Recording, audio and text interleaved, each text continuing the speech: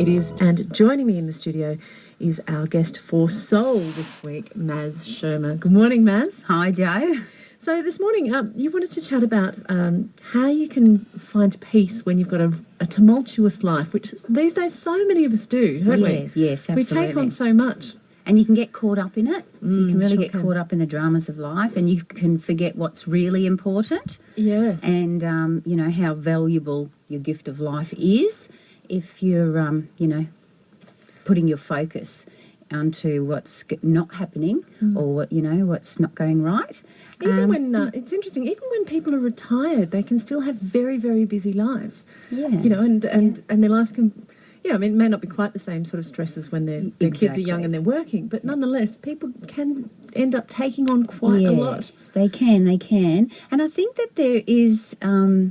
there's a difference between passion and you know, doing a lot towards your passion and stressing about, you know, what's not happening in your life. And I think they release two lots of different chemicals into the brain, and one being good and, you know, one lot not being that great for the body or the mind. So, yeah. Some of us are better at saying no than others too, I think. Yeah, exactly. I'm one of those people who says yes to everything. Yeah, and a lot of people do. Yeah. So first things first, how if we're running a really hectic, busy life and we want to calm it all down a bit, where do we start? Well, I think you've got to go inside and ask some new questions. So first of all, what we don't realise is only 5 to 10% of us is operating consciously.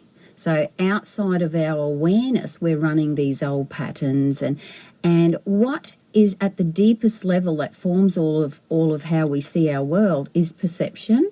And our perception is so unique that there are no two people would have the exact same perception of everything in life. So we're that unique. So perception is based on our life. We perceive based on usually the past, usually the values and the beliefs of the people who maybe raised us as well, or the schools. And basically the 6 people we're hanging around, we will become like the average of, and usually adopting, with the outside of our awareness though, adopting their belief systems and their values. And so that's well and good if that's supporting what you want out of life, and it's keeping you in a calm, centered, you know, and grounded manner. But if not, like for example, if you or the people you're hanging with have had past hurts or something like that, then there will always be that fear around venturing out in that area of your life, in relationships or whatever it might be.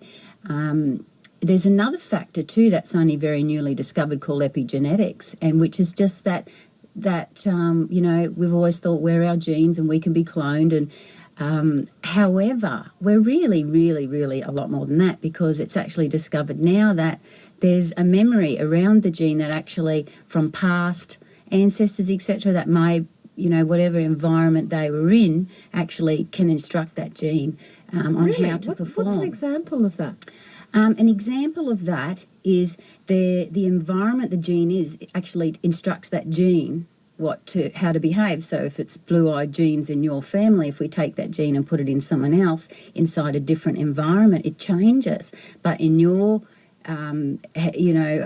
future chain of children, etc., it will be triggered the same as your blue-eyed gene coming from you, and that's coming from the past environmental memory of the past ancestors, and it's like the internal and external environment. So it's now being discovered that 4 generations back, if there was a lot of stress, it may not be playing out until it hits this generation. And so this is an is interesting area, isn't it? Epigenetics. It's worth looking up. It's very, very new science, which is probably it is going to have a global impact, because it means that we're way more than we thought we were. It's interesting, and I don't know if this is part of the same field, but recently I read, and this really interested me, that the diet of our ancestors can influence our diet today. And so one of the problems with our Western diet is, you know, our grandparents might have been more tolerant to refined sugars and et cetera, than we are, because they weren't eating,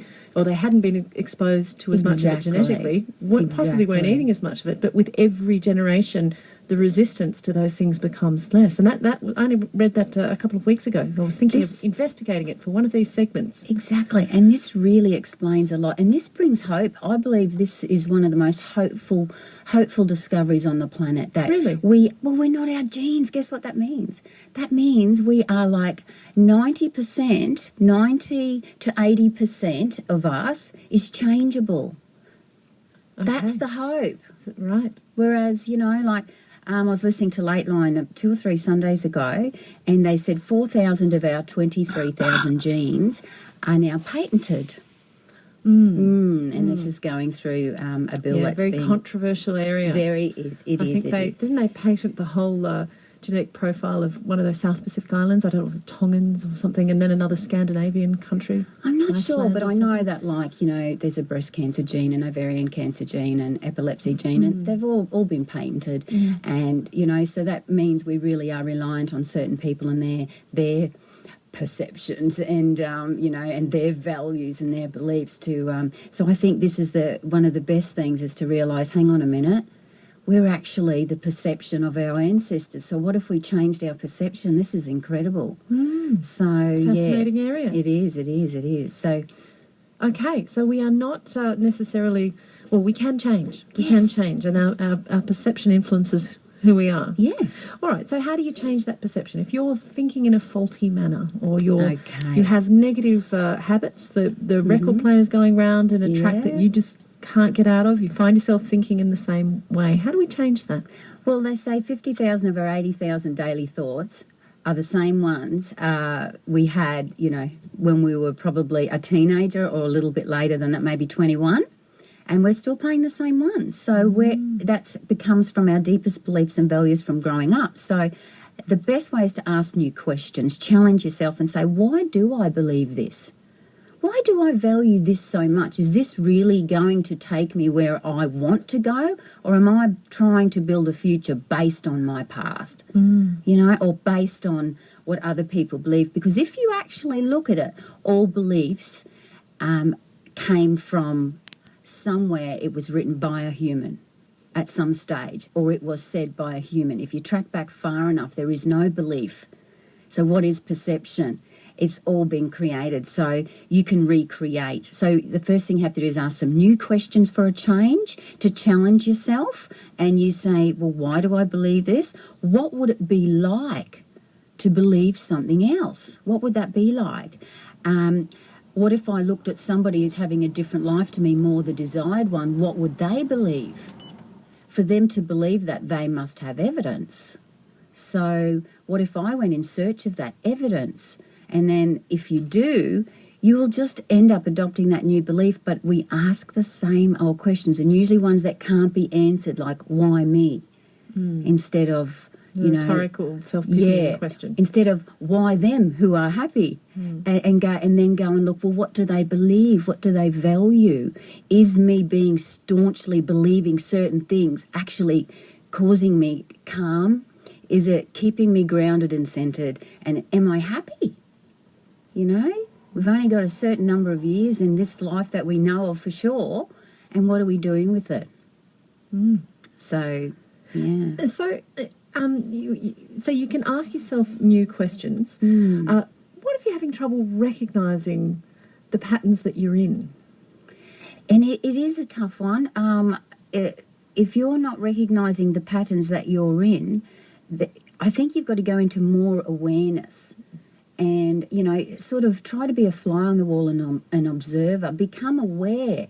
Like, set a timer that, every hour for one day, you're just going to stop and notice what you were just thinking about.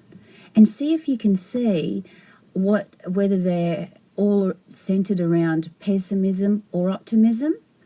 And that's when you've got to ask a new question at the point of perceiving. So when anything goes wrong, like if a car pulls out of you, in front of you, and you screech, ask yourself, what else could this mean? Could it mean that this person's having a really tough day? Have I ever done this? Because we tend to straight away react more than stop, assess, think about it, and then react.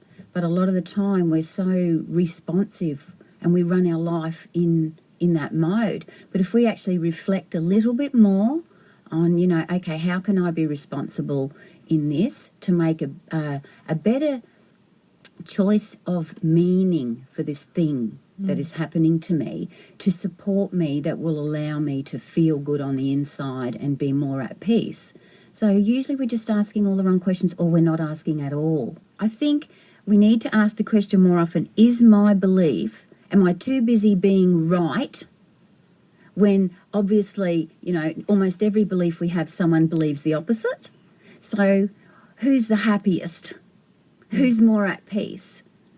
So consciously opening your mind, I suppose, to other go people's into point of view. peripheral and don't be so focused. We live life in focus, but children live life in peripheral. Peripheral is actually activates the parasympathetic nervous system, which causes instant calm. And it's also the healing, the way the nervous system likes to function when all the organs are getting, you know, what they need. It's because we're in peripheral. That's that time of the day where we can come home from work or whatever and just sit, and this is why a lot of guys, you know, they'll sit in front of the television and just flick and not be looking at anything, and they don't want to talk, they just go into that nothing box. And I think that's, you know, that's them just expanding, going into peripheral, allowing the body to get centered again. And I think we all should do that. It's just, so if you actually practice peripheral vision more, it's a better state of consciousness.